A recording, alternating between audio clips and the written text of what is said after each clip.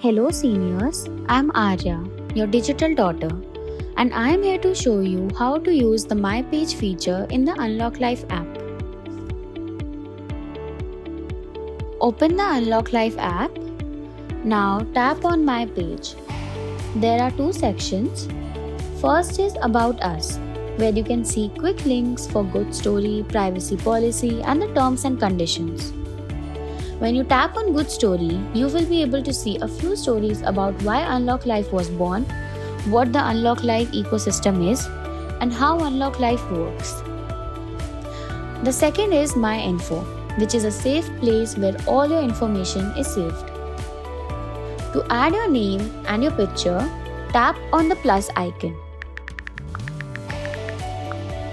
You can also select the salutation of your choice, that is, how you would like us to address you.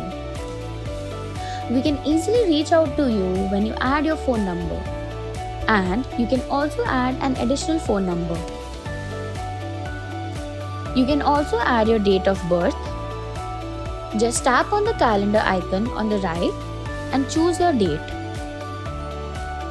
And at last, by adding your home address, we can help you with any issues without any hassle. Now that all your information has been added, just tap on Add Information and your information will be saved with us.